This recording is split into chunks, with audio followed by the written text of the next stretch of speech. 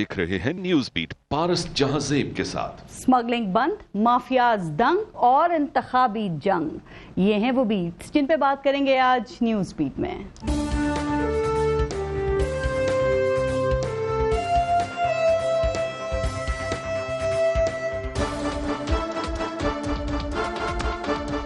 इत्तेहादी election से भाग रहे हैं। हम ना माजी में इलेक्शन से भागे हैं, ना आज इलेक्शन से भाग रहे हैं। घर के मामलों में मैं सदर जरदारी साहब की बातों पे पाबंद हूँ। जहाँ तक आइन की बात है, अपना पार्टी सेंट्रल एग्जीक्यूटिव कमेटी के जो फैसले हैं उन पे पाबंद हूँ। अस्सलाम वालेकुम, मैं हूँ पारस जहांजेब। ये उस मुल्क की कहानी है जो देखते ही देखते ग़िज़ाई बहरान का शिकार हो गया था। उस मुल्क का सिस्टम भी यही था कि वहाँ कोई सिस्टम नहीं था। निज़ाम इंसाफ भी बस नाम की हद तक काम कर रहा था। मुल्क में सियासी बहरान पैदा होना आम सी बात बन चुकी थी। मुल्क में कभी फौजी आमरीत होती तो कभी जमहूरियत, कभी हाइब्रिड जमहूरियत से काम चलाया जाता तो कभी हाइब्रिड प्लस सिस्टम देखने को मिलता। ये मुल्क दुनिया भर में भूख और गुर्बत का इस्तारा बन चुका था। इस मुल्क का एक हमसाया ऐसा था जो उससे अज़ली दुश्मनी रखता था। इस मुल्क ने उसी मुल्क से आजादी हासिल की थी, इसलिए नफरत और दुश्मनी जोरों पर थी। ये उस मुल्क के साथ कई जंगें भी लड़ चुका था। इस मुल्क की मईशत का इन्हिसार ज़राअत पे था, लेकिन इस मुल्क की मईशत का गुजारा गैर मुल्की कर्जों और बैरूनी इमदाद पर ही चलता था। मुल्क की आम आवाम इक़्तिदार की लड़ाइयों से बहुत दूर खुद को जिंदा रखने के लिए मेहनत मजदूरी पर मजबूर थे। रियासत की तरफ से आवाम को ना कोई रिलीफ था और ना ही कोई सहारा। इस मुल्क का आइन कई बार बना और कई बार टूटा, कई बार मनसूख और कई बार आमरीत के पांव तले रौंदा गया। ये माशरा कबाइली माशरों की तरह जिंदा था। ना उसकी करेंसी की कोई इज्जत थी और ना ही पासपोर्ट की कोई वक़्त, बस गुर्बत और भूख ही भूख थी। हालात बदतरीन हुए तो मुल्क की सियासी क़यादत एक साथ बैठ गई। मुल्क में राइज पार्लिमानी निज़ाम जमहूरियत जो था उसको सियासी तौर पर मिलकर मजबूत करने पर इत्तफाक हुआ। मुल्क में सियासी इस्तेहकाम आना शुरू हुआ तो वहाँ असल तब्दीली आना शुरू हो गई। 2018 में इलेक्शन हुआ और एक मजबूत जमहूरी हुकूमत कायम हो गई। मुल्क के वजीर आजम बनने वाले शख्स ने वो काम किए जो सिर्फ सोचे ही जा सकते थे।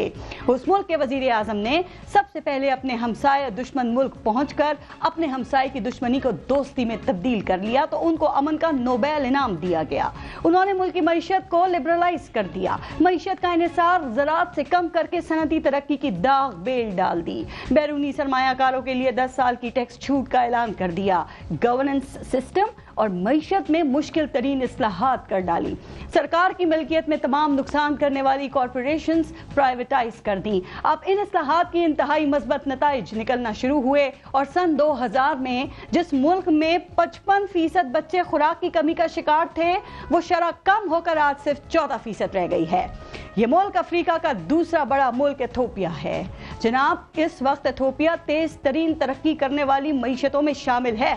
इस वक्त इथियोपिया की करेंसी पाकिस्तान से बेहतर और मजबूत है। मुकामी करेंसी बिर कहलाती है और वहाँ $1 सिर्फ 55 बिर का है, जो हमारे पाकिस्तान में 300 रुपए से भी ज्यादा का है। एक बिर की 6 पाकिस्तानी रुपए आते हैं। इथियोपिया की एयरलाइन मुनाफा कमा रही है। इथियोपियन एयरलाइन दुनिया के 132 मकामात पर जाती है और इसके पास फिजाई बेड़े में 141 जहाज हैं। इस मुल्क की जीडीपी ग्रोथ 6.1% है। अब कुछ साल पहले तक हम पाकिस्तान में इथियोपिया के नाम पर सिर्फ मजाक और उसको गुर्बत और अफलास की जगह समझते थे, लेकिन सियासी इस्तेहकाम, मुआशी इस्लाहात और लीडर्स की खुलूस दिल से अपने मुल्क के लिए मेहनत ने इथियोपिया को हकीकी मायनों में नया इथियोपिया बना दिया है। तो क्या हमारे मुल्क के लिए ये मवाजना शर्मिंदगी का बाइस है या हम इससे सबक हासिल करके अपना मुल्क बेहतर कर सकते हैं? आज के प्रोग्राम में पाकिस्तान में जो मईशत के हालात हैं उस पर भी बात करेंगे और आज प्रोग्राम में हमें ज्वाइन किया है सीनियर सहाफ़ी और तज्ज़ियाकार हैं नसरुल्लाह मलिक साहब, सीनियर सहाफ़ी और तज्ज़ियाकार हैं सईद काजी साहब और पीपल्स पार्टी से हमें हैदर जमान कुरैशी साहब ने ज्वाइन किया है। अस्सलाम वालेकुम, बहुत बहुत शुक्रिया आप सबका प्रोग्राम में शिरकत के लिए। पहले एक ब्रेक लेंगे, देखते रहिएगा न्यूज़ बीट। नसरुल्लाह मलिक साहब, सर लगता है कि पाकिस्तान वो रियासत है जहां पर हर मर्ज का इलाज जो है ना वो एक ही डॉक्टर से करवाना पड़ता है। अब हमें बीमारियों का भी पता है और इसकी वजूहात का भी पता है और जब तमाम डॉक्टर्स फेल हो जाते हैं, नाकाम हो जाते हैं तो फिर एक जो बड़ा डॉक्टर है वो डंडा लेकर उसको मैदान में आना होता है। अभी ये जो डॉलर्स की स्मगलिंग और ज़ख़ीरा अंदोज़ी रोकने के हवाले से जो क्रैकडाउन किया गया है सर, ये आपके सामने है, तो पहले तो ये बताएं कि ये एक डॉक्टर मुल्क में क्या क्या करेगा? शुक्रिया पारस। देखें, सच्ची बात तो ये है कि इसे हम तस्लीम करें या ना करें, لیکن ہم وقتی علاج کے قائل ہیں، اور وقتی علاج کبھی کسی بیماری کا دیر پا علاج نہیں ہوتا۔ آپ کو ایک مرض لگا ہوا ہے، وہ مرض یہ ہے کہ اس ملک کے اندر اشرافیہ جو ہے وہ جتنا مرضی لوٹے، جتنا مرضی مال بنا لے، اس ملک کے غریب آدمی کی جیب سے پیسہ نکال کر عیاشیاں کرتی پھرے، اسے کوئی پوچھنے والا نہیں۔ آپ تصور کریں کہ اس ملک کے اندر ایم ایس ٹی اسکیم کس کے لیے لائی جاتی ہے؟ آپ کے اور میرے لیے لائی جاتی ہے، کسی غریب ورکر کے لیے لائی جاتی ہے۔ کہا جاتا ہے کہ جس کے پاس کالا دھن پڑا ہوا ہے وہ اس کو اتنے % دے کے سفید کر لے۔ ماضی کی حکومتیں، ساری حکومتوں نے یہ کام کیا کہ اس اشرافیہ کو جو چوری کا پیسہ جن کے پاس ہے، جن کے پاس ٹیکس چوری، کسٹم چوری کا پیسہ ہے، بجلی چوری کا پیسہ ہے، ہم ان کو سپورٹ کرتے ہیں کہ اسے کہتے ہیں کہ بھائی ایم ایس ٹی اسکیم لے لو اور یہ اتنے پیسے اپنے حلال کروا لو۔ یعنی آپ تصور کریں اس ملک میں 76 برسوں میں یہ فیصلہ نہیں ہم کر سکے کہ ایک بلڈنگ کی یا ایک گھر کی مالیت مارکیٹ کے مطابق اگر 10 کروڑ روپے ہے تو اس کی 10 کروڑ روپے مالیت ڈکلیئر کر دی جائے۔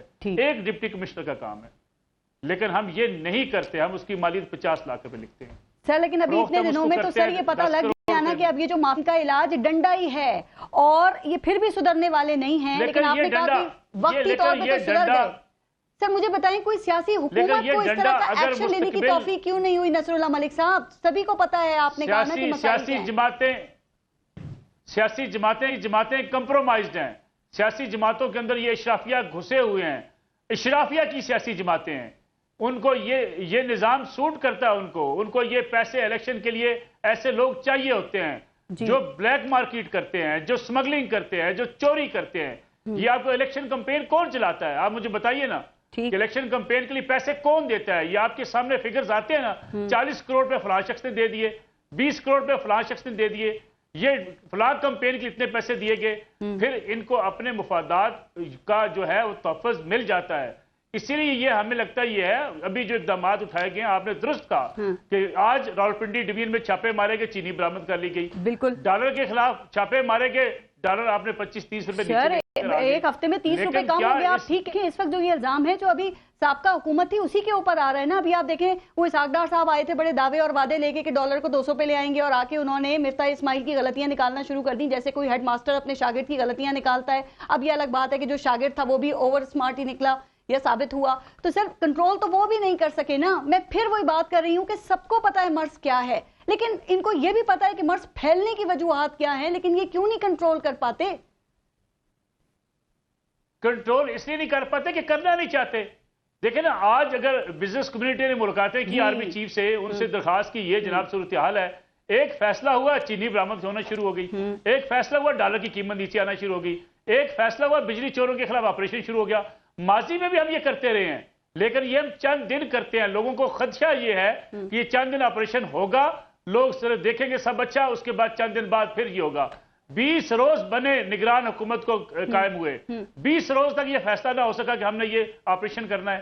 بالآخر آرمی چیف کو جب میٹنگ ہوئی اس کے بعد یہ فیصلہ کرنا پڑا، یعنی 20 روز آپ نے گزار دیے، آپ آئے ہیں 90 دن کے لیے، 20 دن آپ نے اس فیصلے میں گزار دیے کہ ہمیں فیصلہ کرنا ہے یا نہیں کرنا۔ وجوہات ہے کہ جو ملک کی بڑی بزنس مین کمیونٹی ہے وہ آرمی چیف پہ آتی ہے، ان سے ملنا چاہتی ہے، لیکن وہ یہ جو سیاسی قیادتیں ہیں ان سے ملنا تک نہیں چاہتی ہے، چونکہ عدم اعتماد ہے ان کے اوپر، یقین نہیں ہے ان کے اوپر۔ اصل مسئلہ یہ ہے نا، یہی مسئلہ ہے کہ پھر نگران حکومت کے اندر بھی لوگ ابھی کس شک و شبہ کا اظہار کرتے ہیں۔ نگران حکومت کے اندر بھی سیاسی جماعتوں کے اپنے سلیکٹڈ لوگ چلے گئے ہیں۔ اب لوگ، اصل مسئلہ یہ ہے کہ لوگوں کو ڈر اور خوف ہے، اس لیے یہ نگران حکومت بھی بڑے فیصلے نہیں کرنا چاہتی کہ اس کے اندر بھی یہ بڑے بڑے جو اشرافیہ ہوں گے ان کو ہاتھ پڑے گا، وہ پکڑے جائیں گے، اور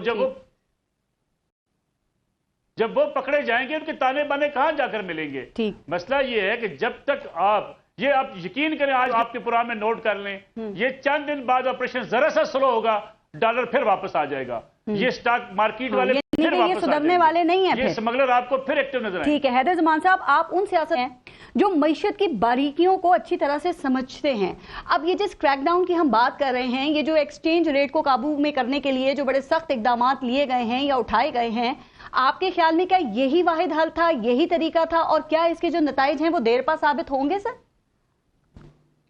بسم اللہ الرحمن الرحیم، بہت شکریہ پارس اور ملک صاحب نے بہت سچی باتیں اور کھری باتیں کی، اور میں اس کو یقیناً اس کو ایکسیپٹ بھی کروں گا اور اس کو آگے بھی بڑھاؤں گا. دیکھیے پارس، اور ہمیں حقائق پہ بات کرنی چاہیے. بیونڈ پارٹی لائنز ملک ہے تو ہم سب ہیں. جی دیکھیے یہ جو اس ملک میں اکنامک انسٹیٹیوشنل کیپچر ہے، کارٹلائزیشن ہے، انہوں نے اس کی بالکل صحیح نشاندہی کی. لیکن مجھے تھوڑی ہنسی بھی آتی ہے.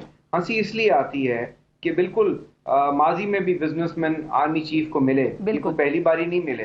ٹھیک ہو گیا. اور جو یہ لوگ ملے ہیں، اب میں ان کے نام نہیں لینا چاہتا، وہ ان میں سے کئی لوگ ہیں جو petroleum sector, cement sector, banking sector, جن کے اپنے کارٹیلز ہیں. ٹھیک ہے. اور بالکل آرمی چیف نے یہ درست ایکشن لیا، اور جو کیئر ٹیکر حکومت ہے یہ اس کی نااہلی ہے. اور سب سے بڑھ کر دیکھیے ایکسچینج ریٹ جو ہے اس میں مین جو کردار ہے وہ تو آپ کے اسٹیٹ بینک کا ہوتا ہے. اور اسٹیٹ بینک جو ہے وہ تو گورنر وہی ہے جو ماضی کی حکومت میں تھا اور اس سے پہلے. پرابلم یہ ہے کہ جو اسٹرکچرل ریفارم ہے اس کی طرف کوئی نہیں آتا. فائر فائٹنگ ہوتی ہے. چینی شارٹ ہو گئی تو شور مچ گیا. سر ان کے اوپر ذرا آتے ہیں، لیکن ابھی آپ ذرا ایک بات کو کلیئر کریں جو بتائی کہ جی آرمی چیف سے کیوں مل رہے ہیں. تو یہ بڑے بڑے بزنس مین جن کی آپ نے ایک وجہ تو بتا دی، لیکن وجہ یہ بھی تو ہو سکتی ہے نا کہ وہ آپ جو سیاسی قیادتیں ہیں، میں کسی ایک کی بات نہیں کر رہی، وہ ان کا عدم اعتماد ہے اور آرمی چیف پہ وہ زیادہ اعتماد کر رہے ہیں. شاید وہ بھی اب یہ سمجھ گئے ہیں کہ ڈنڈا ہی اس کا علاج ہے اور جس کے ہاتھ میں ڈنڈا ہے اسی سے ہم نے جا کے ملنا ہے. سیاستدانوں کو بہت بری لگتی ہیں یہ باتیں سر، لیکن کام کیوں نہیں کیا جاتا؟ نہیں کیا نا. اور ڈنڈا تو اس ملک میں آرمی چیف کے پاس ہو، عدلیہ کے پاس ہو، یہ قوم چلتی ہی ڈنڈے سے ہے. انفارچونیٹلی مجھے آپ یہ بتائیے کہ بارڈر سیکیورٹی فورسز، اس میں فوجی اور سول دونوں ہوتی ہیں. ایف بی آر ہوتے ہیں، کسٹمز کے لوگ ہوتے ہیں، ایف سی کے لوگ ہوتے ہیں، بلوچستان ہو، کے پی کے ہو. کیا ان کو نہیں پتا کہ وہاں سمگلنگ ہو رہی ہے؟ میرا مطلب ہے کہ ہر ایک کو حصہ جاتا ہے اور ہر حکومت میں جاتا ہے. ماضی میں تھا، اس سے پہلے تھا، برسوں سے جا رہا ہے. اور میں آپ کو بتا رہا ہوں کہ اس کا حل کیا ہے. حل اس کا یہ ہے کہ آپ افغانستان سے ہی سیکھ لیں، جنہوں نے اپنے ملک میں ڈالر کی ہولڈنگ پہ پابندی لگا کر اپنے روپے کو 400 گنا مضبوط کر لیا افغانی کو، اور پاکستانی ڈیویلیو ہو گیا. آپ کے ملک سے وہ ان کے پاس کوئی ڈالر کی وہاں ایکسپورٹ ہے جو وہ ڈالر لیتے ہیں اور اس سے پاکستان سے چیزیں امپورٹ کرتے ہیں، گھی ہو، شکر ہو، آٹا ہو. پارس میری بات سن لیں. آپ کے بارڈرز، آپ کے پشاور مارکیٹ، آپ کی یہ جو ابھی آپ فگرز دیکھ رہے ہیں آئی بی والوں کو، انہوں نے کیا راتوں رات لسٹیں بنائی ہیں؟ لاہور کی مین مارکیٹس ہیں، کراچی کی ہیں، پشاور کی ہیں. سر پشاور میں تو پوری کرنسی مارکیٹ چل رن کیا. حیدر زمان صاحب ایک سیکنڈ دیکھیں، اب مجھے بڑی اچھی بات ہے، آپ کو سب معلوم ہے کہ یہ جو روپیہ ہے یہ ڈی ویلیو ہونے کی وجہ کیا ہے؟ اسمگلنگ ہے، ذخیرہ اندوزی ہے، سستے بازی ہے. میں بتاتا ہوں نا، اگر سر آپ آپ سیاسی جماعتیں اس کی ہمت کیوں نہیں کر سکی؟ سر آپ کیوں نہیں ضرورت کر کے اس طرح کا سخت ایکشن لینے کی؟ آپ کے اس میں اسٹاک مارکیٹ کے لوگ ہیں، ریل اسٹیٹ کے لوگ ہیں، آپ کے ایکسپورٹر انوالوڈ ہیں. وہ دیکھتے ہیں کہ پاکستان کو جو ایکسپورٹ کے بعد ڈالر ملنا ہے وہ روک لیتے ہیں، وہ پروسیڈز نہیں آتی. جب آپ کا کرو کا اور بینک ریٹ بڑھ جاتا ہے، آپ کی ریمیٹنس ڈاؤن ہو جاتی ہیں. یعنی اس سے بڑھ کر، اور آپ کا ہمسایہ ملک اس کارٹلائزیشن میں شامل ہے. اب سوال ہے کہ ان چیزوں کو درست کرنے میں رکاوٹ کیا رہی کہ آپ میں سے کوئی بھی سیاسی جماعت جو ہے صرف جرأت نہیں کر سکی اور حکومت ان کو بیٹھ کر اس کا حل نکالنا ہے نا، لیکن نہیں نکالا. اس لیے نہیں نکالا کہ شاید کسی ایک کو کریڈٹ چلا جائے یا دوسرے کو چلا جائے. لیکن اب یہ کام ہو رہا ہے. Let's talk and let's be positive. یہ بہت اچھا کام ہو رہا ہے. اللہ کرے کہ یہ 2 4 5 ہفتے یہ چلے، اور آپ کو 1 2 3 میں آپ کے پروگرام کے توسط سے جو اس ملک میں ڈیسیژن میکرز ہیں، جو اس وقت چلا رہے ہیں لاٹھی، ان کو 2 چیزیں کر لینی چاہیے. پرچیز آف ڈالر جو ہے، چاہے ٹریول پرپز کے لیے ہو یا کسی بھی پرپز کے لیے ہو، وہ صرف وہ کر سکے جس کا فورن کرنسی بینک اکاؤنٹ ہے. Simple one thing. دوسری بات، اسٹیٹ بینک سویا ہوا تھا، آج سے 20 سال ہو گئے، اس کو نہیں پتا کہ منی چینجز کے نیچے پورا کارٹل ہے. الزام ہی ڈالتے رہیں گے، لیکن ایک بات سن کے بڑا افسوس ہوا کہ یہ گورنمنٹ کی کریڈٹ لینے کے لیے یہ سب کچھ کر رہی ہے. اس کی وجہ سے وہ ملکی مفاد کی باتیں پھر ہم پیچھے چھوڑ دیں. ناقص اکنامک جو ہے سمجھ بوجھ کے مطابق کہ آپ کا جو ڈالر ہے یہ کم از کم 250 روپے کا آ جائے گا. سر آپ ٹھیک کہہ رہے ہیں حیدر زمان صاحب، کر دیا. شرم کی بات ہے، دنیا کہاں سے کہاں جا رہی ہے سر. آپ یہ دیکھیں، ابھی میں نے حیدر زمان صاحب اپنے انٹرو میں ان آٹوموبائل کارٹل سے، ان فرٹیلائزر کارٹل سے، ان کنڈے والوں سے، آپ کو نہیں پتا کہ آپ کے ڈسکوز میں ایک ایک میپکو چیف, ہیسکو چیف, سب چیف ایگزیکٹو کو پتا ہے کہاں سے بجلی چوری ہوتی ہے. پکڑے, سب کو پکڑے. سیاسی قیادتوں کو بھی پتا ہے, وہ بھی نہیں پکڑتے, ان کی بھی نااہلی ہے, ان کی بھی ناکامی ہے. سر دیکھیے دنیا کہاں سے کہاں جا رہی ہے. عثمان صاحب, میں نے ابھی اپنے انٹرو میں ایتھوپیا کا ذکر کیا, آپ کو پتا ہے کہ ایک بر پاکستانی 6 روپے کا آتا ہے. سر وہ 1 ٹکا بنگلہ دیش کا وہ پاکستان کے 3 روپے کا آتا ہے. دنیا آگے سے آگے بڑھ رہی ہے سر, اور ہمیں ریورس گیئر لگا ہوا ہے. تو ظاہر ہے اس کی کچھ تو وجوہات ہوں گی نا, یہ بھوک مرنے کی بات ہے. ہم نے اپنے ملک کو خود لوٹا ہے, اور سب نے لوٹا ہے, دونوں ہاتھوں سے لوٹ رہے ہیں. سب کے اثاثے نکلوائیں نا, بیوروکریسی کے نکلوائیں, عدلیہ کے نکلوائیں, سیاستدانوں کے نکلوائیں. مجھے بتائیں یہ مل اونرز جو ہیں یہ کمرشل ریٹ نہیں دیتے اور کنڈے ڈالتے ہیں. کئی ملیں ابھی اب آپریشن چلے گا, آپ ضرور بلائیے گا مجھے پروگراموں پہ, میں آپ کو بتاؤں گا. کہیں فلور مل والا چوری کر رہا ہوگا, کہیں گھی مل والا چوری کر رہا ہوگا, کہیں یہی تو دکھ ہے, یہاں پہ سب کے بارے میں سب کچھ پتا ہے لیکن کچھ نہیں کیا جاتا, اور یہ عوام ہی بھگتتی ہے. سعید قاضی صاحب, عوام بھگتتی ہے, ہم اور آپ بھگتتے ہیں. مجھے بتائیں, صحیح کہا نصر اللہ ملک صاحب نے, اینڈ آئی ایم گریٹفل. مجھے بتائیں یہ آپ کے لیے اور میرے لیے آتی ہے, ہر وزیر اعظم, ہر حکومت انڈسٹریاں لاتی ہے. سعید قاضی صاحب کو بھی شامل کر. ٹھیک, سعید قاضی صاحب آپ سن رہے ہیں؟ جی آواز آ رہی ہے. سر آپ کو بھی یہ پاکستانی روپے اور معیشت کی جو اس وقت بڑی بری حالت ہے اس پہ کافی افسوس تو ہوتا ہوگا, لیکن یہ صورتحال یہاں پہ کیوں پہنچ گئی, کیسے پہنچ گئی؟ اور سر دیکھیں پہلے تو ہمیں کسی پہ طنز کرنا ہوتا تھا نا سعید قاضی صاحب, تو ہم یہ کہہ دیتے تھے کہ یہ فلاں آدمی 1 ٹکے کا ہے. اب تو یہاں پر بھی آپ کو وہ روپے کی ہی مثال دینی پڑے گی. سر واقعی یہ دل خون کے آنسو ہوتا ہے. ویسے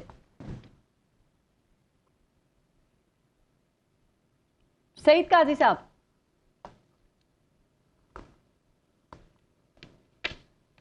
نصر اللہ ملک صاحب مجھے بتائیے گا سعید قاضی صاحب جب دوبارہ کنیکٹ ہوتے ہیں. نصر اللہ ملک صاحب, یہ پاکستان کا جو اصل مسئلہ ہے جس کا بھی آپ نے بھی اپنی گفتگو میں ذکر کیا تھا, وہ یہ مہنگائی ہی ہے. اور ہم بلا تفریق یہ بات کر سکتے ہیں کہ کوئی بھی مہنگائی پر قابو پانے میں سر بری طریقے سے ناکام ہی رہا ہے. تو سر اب یہ جو اس وقت نگران حکومت ہے, اس سے تو ویسے بھی آپ کو پتا ہے کہ ایکسپیکٹ کیا ہی نہیں جا سکتا, کمی ایکسپیکٹیشنز ہوتی ہیں. تو یہ بتائیں کہ یہ جو مہنگائی کا عذاب ہے یہ عوام کب تک بھگتتی رہے گی؟ سر ابھی یہ دیکھیں کہ ابھی انہوں نے کل پرسوں فیول ایڈجسٹمنٹ میں 1 روپے 86 پیسے کا اضافہ کر دیا ہے.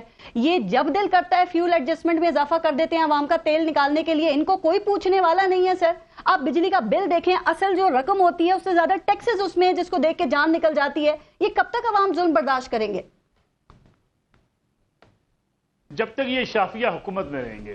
دیکھیں ابھی ہم نگرانوں کی بات کر رہے تھے, نگرانوں نے 280 روپے پہ ڈالر کو لیا تھا, 335 پہ پہنچایا, اور آج ہم 305 پہ اس کو پہنچا کے بڑے خوش ہو رہے ہیں. یعنی 25 روپے آپ کی اور میری جیب سے نکال لیے گئے بڑے آرام سے, اور کسی کو پتہ ہی نہیں چلا. یعنی ہم اس بات پہ خوش ہیں کہ واپس آ رہا ہے, اور 305 پہ آگے بڑے خوش ہو گیا ہم. لیکن یہ جو ایک درمیان میں جھٹکا لگ گیا, یہ پیسے کس کے پاس گئے؟ یہ بڑی پلاننگ کی جاتی ہے کہ جب نگران سیٹ اپ آئے گا تو اتنا پیسہ یہاں سے نکال لیا جائے گا. یہ پورے سٹاکسٹ ہوتے ہیں, ڈالرز مافیا جو پورا ہوتا ہے وہ آلریڈی اس باتوں پہ انفارمڈ ہوتا ہے کہ ہم نے کہاں سے کیسے پیسے بنانے ہیں. ابھی جو حیدر بھائی بات کر رہے تھے, یعنی آپ تصور کریں کہ ایک بندہ مارکیٹ سے ڈالر اٹھاتا ہے, مارکیٹ سے ڈالر خریدتا ہے, خریدنے کے بعد باہر بھیج دیتا ہے. یعنی اس سے اگر قانون اس ملک کے اندر ہو, اس پہ امپلیمنٹیشن ہو کہ بھائی وہ صرف علاج کے لیے یا تعلیم کے لیے ڈالر پاکستان کی مارکیٹ سے اٹھا کے باہر بھیج سکتا ہے, اس کے علاوہ ڈالر بھیجنے والا کو پکڑا جائے گا, گرفتار کیا جائے گا, لیکن کوئی پوچھنے والا نہیں ہے. آپ صبح مارکیٹ میں چلے جائیں, پاکستانی پیسے دیں, انہیں کہ اتنے ڈالر مجھے باہر دے دو, ڈالر آپ کو باہر مل جائیں گے. یعنی جس ملک میں اتنی آزادی کے ساتھ ڈالر سمگل کیا جاتا ہو, ٹھیک ہے, اور کوئی پوچھنے والا نہ ہو, تو یہ جھٹکے درمیان میں لگتے رہیں گے. کبھی 25 روپے کا, کبھی 30 روپے کا. ان سے ذرا اس پہ میں کامنٹ لیتی ہوں کہ کب تک لگتے رہیں گے. سعید قاضی صاحب, میں نے دیکھا آپ ہمیشہ مافیاز کے اوپر بہت بات کرتے ہیں. سر بڑی اچھی بات ہے, لیکن یہ جو مافیاز ہیں سر یہ بند کیسے گئے ہیں؟ یہاں تو ہر شعبے میں بڑا بڑا مافیا بیٹھا ہوا ہے. یہ کون لوگ ہیں, ان کو کون سپورٹ کرتا ہے, ان کا علاج کیوں نہیں ہوتا, اور کیا ان میں ذرا بھی حب الوطنی کا کوئی بھی جذبہ ایسا نہیں ہے کہ بھائی ملک کو اتنا نہیں نچوڑنا, اتنا نہیں لوٹنا, اتنا نہیں کھانا کہ یہ تباہ ہو جائے؟ دیکھیں ہم جتنی گفتگو کر رہے ہیں بڑی جنرلائزڈ ہے, اور یہ بڑی ایک اچھا اخلاقی ایک بالکل اچھی بات ہے, میں اس کو اپریشیٹ کرتا ہوں. Dos and don'ts and dos and don'ts. اس وقت جو ہم بات کر رہے ہیں, ہم ایک کلینیکل انالیسس چاہتے ہیں اپنی اس ریاست کا جو دنیا میں ایک مذاق بن گئی ہے. ہم دنیا کی نیچے کی 4 بدترین ریاستوں میں سے ایک ریاست ہے معاشی اعتبار سے. तो अब ये तो नहीं होगा कि नेक हो जाओ, टेक्स्ट बुक मॉरल्स हमें, जब हम ये कहते हैं कि हमें ये करना चाहिए तो हमें कौन है? हमें कत्ल नहीं करना चाहिए जी। तो हम पूछेंगे यार कत्ल किसने किया, ये हमें क्या होता है भाई? यहां पे हमें बात करनी पड़ेगी कि अच्छा पीछे नहीं जाते। 1994 के मुआहदे निकाल लें, जब हेजल ओलेरी आई थी वो पढ़ें और अपना सर पीटना शुरू कर दें। जब मैंने पढ़े थे आज से 10 साल पहले उनकी तफसीर, तो उस दिन पता चल गया था कि ये डॉलर हमें जूते मारेगा और जमहूरियत ने हमसे क्या खौफनाक इंतकाम लिया है इस मुल्क से। मैं इसको आयरानिकली कह रहा हूं, जमहूरियत के मैं खिलाफ नहीं हूं। फिर 2002, 4 और उसके बाद की आपकी जो ये पॉलिसीज थी, कभी आपने वो मुआहदे पढ़े हैं? मैं आपको तफसील दे देता हूं कि आज डॉलर बर्बाद, एक मेन वजह और वजूहात भी हैं वो बाद में कहूंगा, कि जनाब आपने यहां पे की सरमायाकारी, IPPs लगा दिए, बैंक से आपने पैसे ले लिए जी। वो बैंक के पैसे पाकिस्तान के अवाम ने उनको उनकी सर्विसिंग करनी है, वो इंटरेस्ट देना है। आपको फर्नेस आयल चाहिए या आपको आयल चाहिए जी। वो पाकिस्तान के अवाम के पैसे से आपको दिया जाएगा। आपका जो रेट ऑफ रिटर्न जो प्रॉफिट होगा उस वक्त वो 18 से 22% था, आप 56% पर और 70% पर भी लिया गया। And on the top of it कि अगर आपका कारखाना बंद हो जाता है तो आप फिक्र ना करें, अगर इसकी 100 कॉल्ड कैपेसिटी 100 रुपए की है, आपको 100 रुपए मिलेंगे। यानी इन बिल्ड था कि उस कारखाने में अगर बिजली ना बने तो कारखाने वाले को ज्यादा मुनाफा होना था जी। सारे काम छोड़ दें, हम तुम छोड़ें, 94 से लेके ये हब वाला और ये सारे मुआहदे निकालें और ये जो आखिरी आपने किया है ये भी निकालें और पूछें ये किस किस ने किया है। तो ये मुआहदे गलत हुए? अरे इस बिल में आधे से ज्यादा मैं और आप किक बैक की जो है वो किस देते हैं, खोल के दिखाएं। और अब तो डॉलर में पेमेंट होंगी। स्टॉप दिस जनरलाइज्ड डिस्कशन, क्योंकि अब बाप के पास टाइम नहीं है, अब इस मुल्क के पास टाइम नहीं है। अब डंडा भी कुछ करेगा या नहीं करेगा ये अल्लाह ही बेहतर जानता है। और ये किसने किया?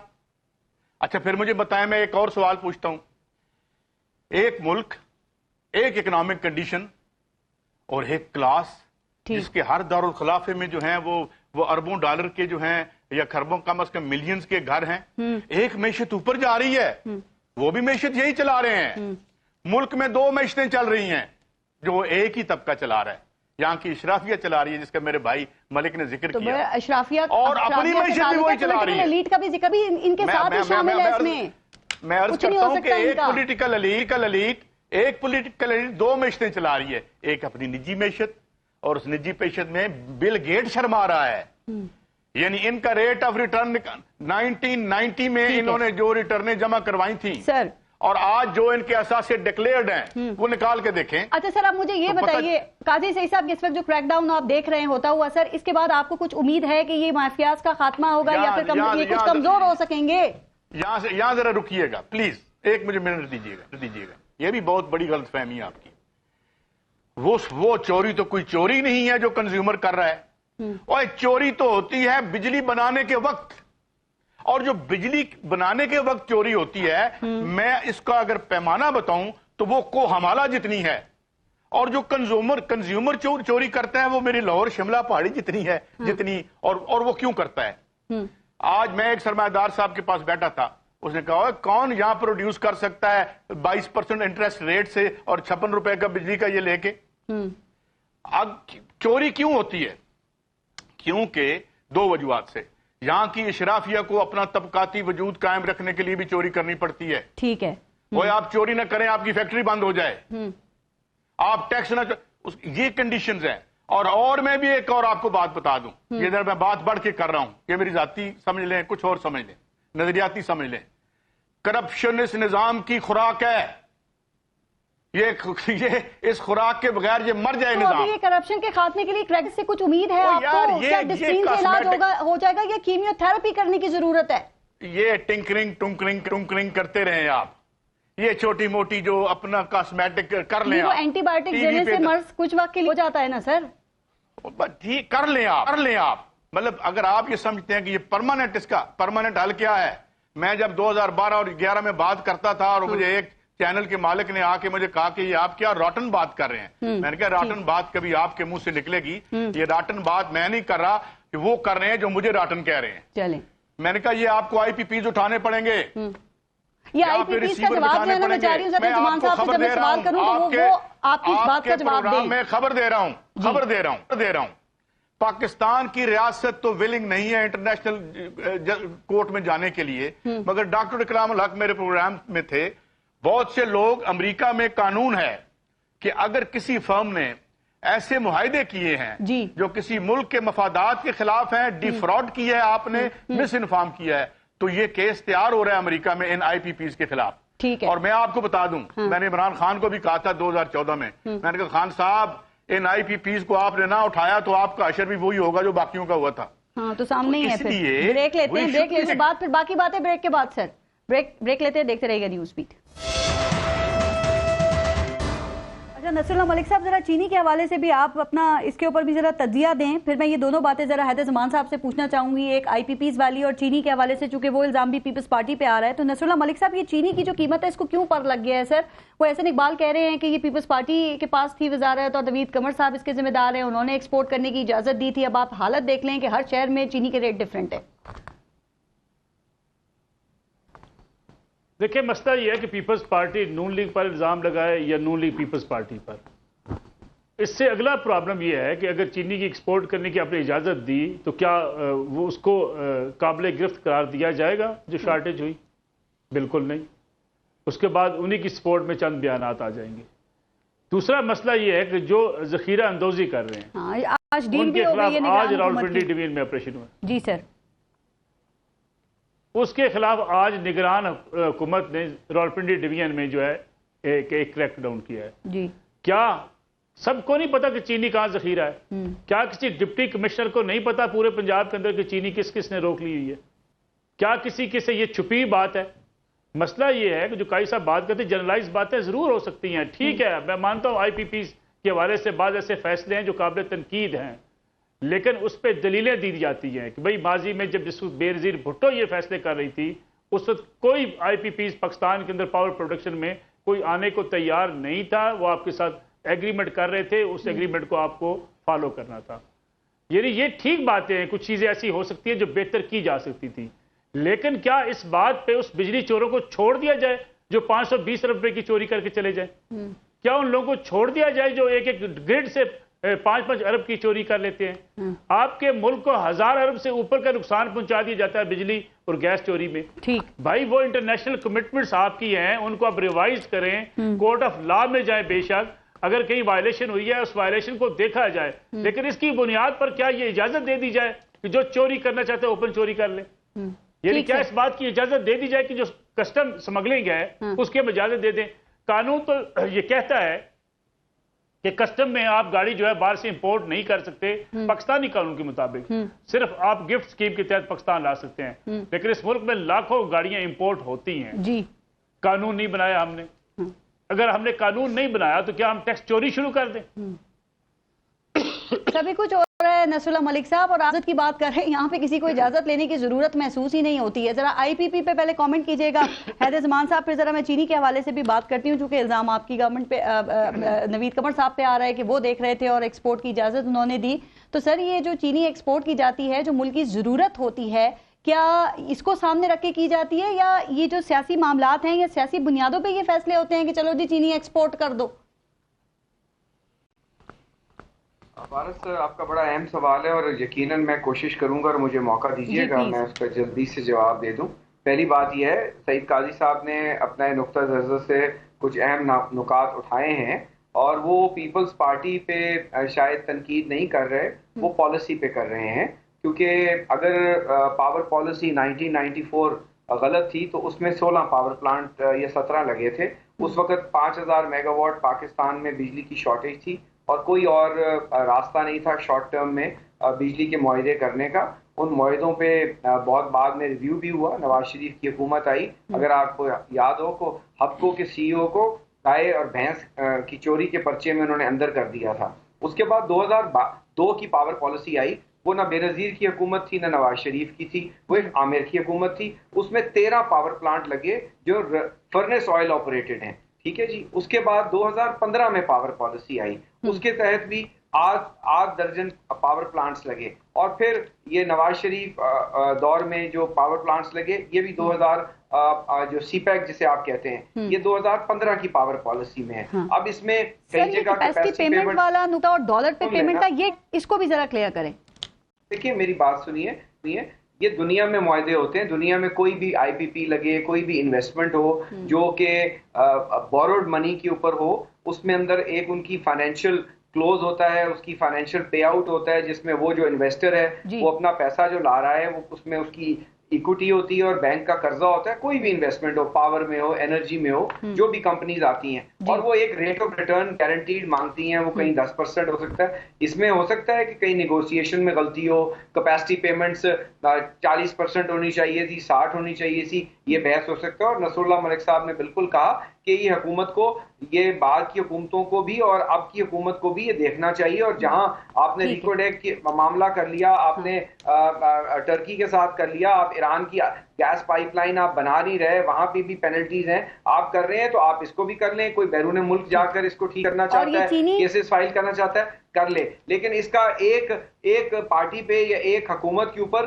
مورد الزام نہیں ہونا چاہیے. اگر 50-55 آئی پی پیز لگے ہیں تو اس میں سے لگ بھگ 15-16 آئی پی پیز ہیں جو 94 کی پالیسی میں لگے ہیں, 2002 کی پالیسی میں اور 2015 کی پالیسی میں, دونوں میں پیپلز پارٹی کی حکومت نہیں تھی, تو ان لوگوں سے بھی پوچھا جائے. لیکن کوئی بھی حکومت ہو, میں اس بات سے اگری کرتا ہوں کہ پاور سیکٹر میں جو سرکولر ڈیٹ کا ایشو ہے وہ چوری اور ان معاہدوں میں جو کوئی شارٹ کمنگز ہیں اس کو اگر آپ کمپلیمنٹ کر دیا جائے, کیونکہ چوری جو ہے اور اس کی جو کاسٹ ہے وہ بہت ہے. اب آ جائیں جی چینی پہ. چینی عمران خان کے دور میں بھی چینی کا سکینڈل آیا, آپ کو یاد ہے رانا بھگوان داس کے دور میں بھی جب افتخار چودھری چیف جسٹس تھے آیا. ہو رہا یہ ہے سر, ایوب خان کے دور سے سن رہے ہیں, تھوڑا سا ٹائم کم ہے, یہ بتا سپورٹ کرنے کا فیصلہ درست تھا یا غلط تھا, چاہے کوئی بھی اس کا ذمہ دار ہے, یہ بتائیے.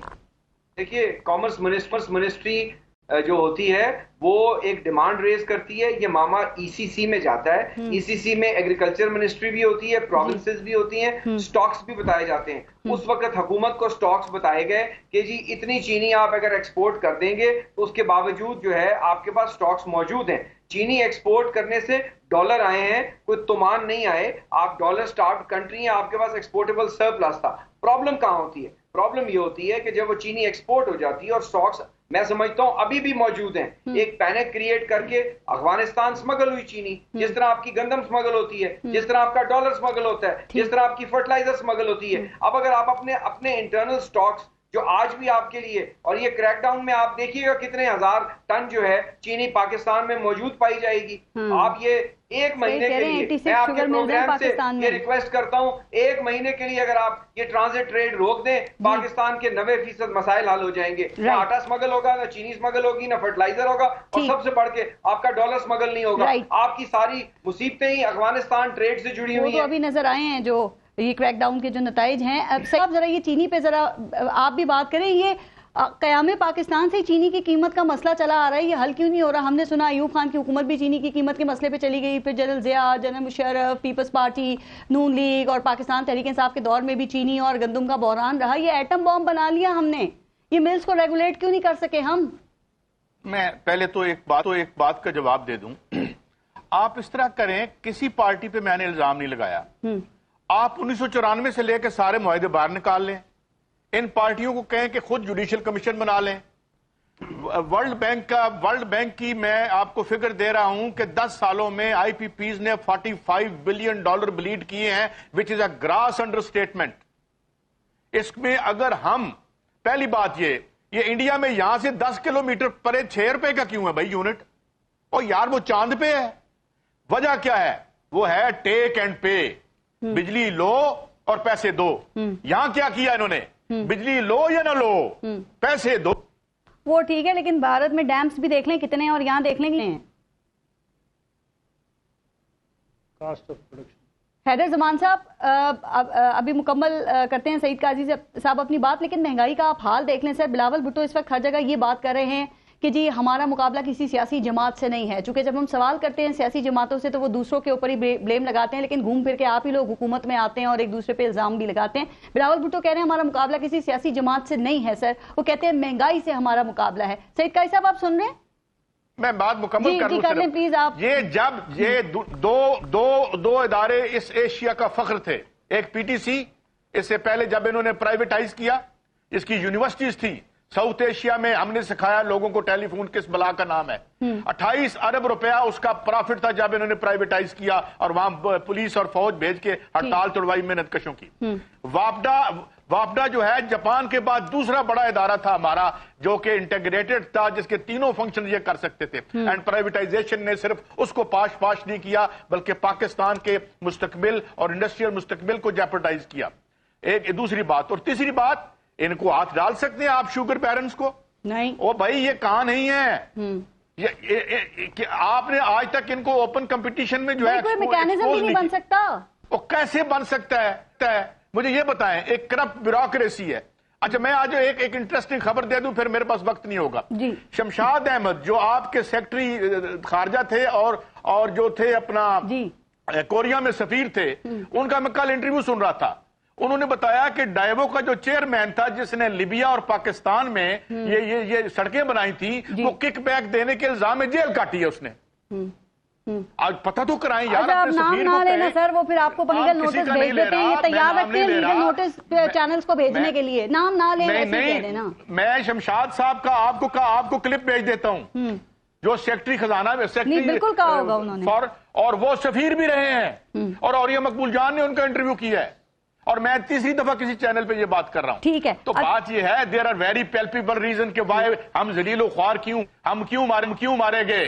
سعید قاری صاحب، آپ کے علم میں یہ بات، چینی کی قیمت میں 1 روپے اضافے سے ملز مالکان کو 1 ارب روپے کا اضافہ ہوتا ہے۔ چیئرمین پاکستان تحریک انصاف کے دور حکومت میں یہ جو مل مالکان ہیں انہوں نے 400 ارب روپے کمائے تھے، اس وقت چینی 80 روپے کی تھی، آج 170 یا 180 کی ہے، تو آپ سوچ لیں، دیکھ لیں کہ انہوں نے کتنا مال بنایا ہوگا۔ فرق ان کو کوئی نہیں پڑتا، نہ روک سکتا۔ یہ پی ٹی آئی میں 3 جو انہوں نے انکوائریز کرائی تھی، جرت نہیں، مجال نہیں تھی خان صاحب کی کہ ان کے خلاف جو ہے کام کر سکیں۔ یعنی وہ جو خدا بخش، کیا نام ہے ان کا، ابو بکر خدا بخش نے رپورٹ دی تھی کہ اوگرا بند کر دیں، یہ ساری ریگولیٹری ادارے بند کریں۔ سر مجھے آخر میں یہ بتائیے، مہنگائی کا نتیجہ کیا نکلتے دیکھ رہے ہیں؟ یہ کسی سیاسی قیادت کے بغیر ہی عوام سے جائے گی؟ میں آپ کو ایک بات بتا دوں کہ اگلے 2-3 بل بڑے خطرناک ہیں۔ لوگ وہ جسے کہتے ہیں last straw at the back of camel کا وقت آ گیا ہے۔ یہ میں آپ کو بتا رہا ہوں، اور میں ذاتی طور پر جو لوگ ہمیں ٹی وی پہ یا ویسے ہم سے رابطہ کرتے ہیں، بخدا لوگ اپنے زیورات اور اپنی ویلیوبلز بیچ کے اپنے بجلی کا بل دے رہے ہیں، اور ان کو ہوش نہیں آ رہی، اور یہ پھر بڑھا رہے ہیں، یہ دوبارہ پیٹرول بڑھا رہے ہیں۔ تو اس لیے میں سمجھتا ہوں کہ، اور دوسری بات، یہ جو موومنٹ بنے گی، یہ اسے اوپر سے ساری پارٹیاں ایک ہو گئی ہیں۔ ٹھیک ہے، P T I, Peoples Party, Muslim League Noon, جو اکنامک ماڈل ہے جو کہ انتہائی اوپریسو بھی نہیں ہے بلکہ اس عوام کے خلاف اعلان جنگ ہے، اس میں یہ اکٹھے ہیں۔ لہذا جو خطرناک بات ہے کہ وہ لیڈر لیس موومنٹ بن سکتی ہے، اور جو لوگ جو بلبلا کے گھروں سے باہر نکل سکتے ہیں، اس سے پہلے انہیں کچھ کرنا چاہیے۔ ملک صاحب، ون لائنر، آپ کیا نتیجہ مہنگائی کی صورتحال کا، یہ بڑھتی ہوئی مہنگائی کا؟ ابھی جو ایکشن لیے جا رہے ہیں، اگر یہ کنٹینیو نہ رہے تو مہنگائی بہت بڑھ جائے گی، اور یہ جو وقتی ریلیف آپ کو نظر آ رہا ہے ڈالر کا، یہ بھی ہوا کی جو ہے ایک بس اللہ ہی رحم کرے اس ملک پہ اور اس ملک کے عوام پر۔ بہت بہت شبان صاحب، نصر اللہ ملک صاحب اور قاضی سعید صاحب پروگرام میں شرکت کے لیے۔ اپنا اور اپنے ملک کا خیال رکھیے۔ پارس جہاں زیب کو اجازت دیجیے، اللہ نگہبان۔